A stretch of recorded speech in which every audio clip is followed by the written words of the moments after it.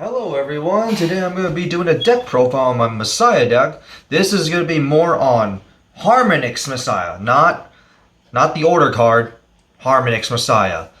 So basically how I built this deck is, Alter Ego is the first ride, Harmonics Messiah is my finisher ride. And it does focus on Volkogode, and why I built it with Harmonics Messiah is one, I don't want to kill my money that I spent on Harmonics Messiah, and two, I don't really like order cards because it breaks some consistency, especially as a grade 3. Many scenarios when I was playing it with the order card, I keep lacking a grade 3 to ride because I had the order card. So in many occasions, if you want more consistency, you should play it more as Harmonics Messiah because at least you got an alternate grade 3 to ride with, even if it's not that great yet. And I also like Harmonics Messiah too, so because lots of draws. So let's just begin with what force number that I prefer for this deck. Me, I stick with force 2. Multi-attack is one of the reasons, and on your rear guards anyway, and also because you're going to gain massive power through your unlock skills. So both of your Messiahs can unlock, although there is a weakness on Harmonics Messiah. So you're going to gain a lot of massive power anyway, so force 2 would be decent. So let's just begin with the deck. And of course we start off with the main first ride target of Alter Ego Messiah. This is the new card where two skills is... Its first skill is you can Soul Blast 1 and call 2 cards from your drop zone as lock. That's a +2 right there. So this is obviously good for first ride purposes. But its second skill is free. When it attacks, unlock as many rear guards as you want. And then they all get +10k. Yeah, it's free. So I understand like people play just an Alter Ego Messiah deck and play it with the order card with Volkogode. But I personally... I do see why, but I do not like the order card, mainly for consistency purposes. And also did not want to waste my $20 in each. But this is definitely a really good first ride, and one of the problems with Harmonics Messiah back in the day was the fact that its main skill is the second ride skill. So this is definitely a good improvement for first ride purposes. And which I go to my second ride and my finisher, Harmonics Messiah. 3 copies, because you don't need to see this as soon as possible. You want to see Alter Ego first, and then Harmonics second. So Harmonics Messiah helps you with multi-attack, and that's where one thing about Alter Ego that it doesn't have. Alter Ego has to be done at the main phase for the lock calls. But Harmonics Messiah gives you multi-attack and much better because its call lock skill calls from your deck during battle when it attacks. So that's an additional attack.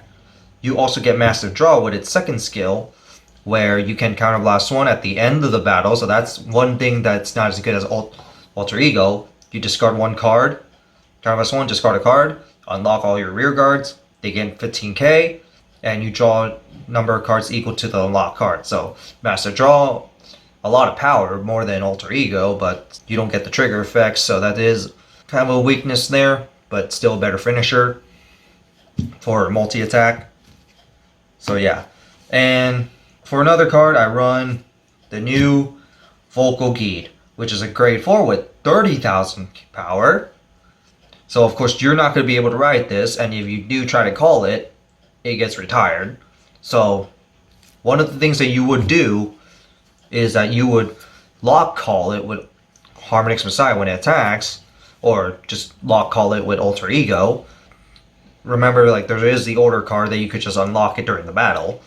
So you can do that too. So you would just lock call this, and you get a big beat stick on the field when you unlock it right after. So that's the purpose of having Volkogode, because it's a big beat stick that you can easily just lock call and then just unlock it during battle. And then you can, and the other purpose of Volkogode is that it can lock itself during battle. And of course that'll be another unlock during mid-battle for multi-attack.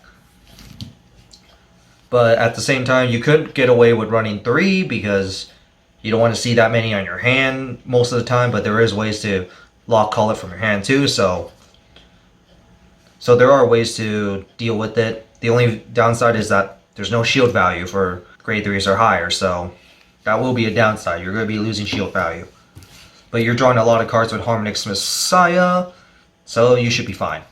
And now for grade 2s, first off I run the new Lady Fencer of the Matter Transmission. So, it has a rear guard skill where it attacks against 5k, if your Vanguard is Messiah anyway, and it can lock itself. So, literally multi-attack, and it's a free lock with free power. So, of course you were going to run this at 4 for multi-attack purposes.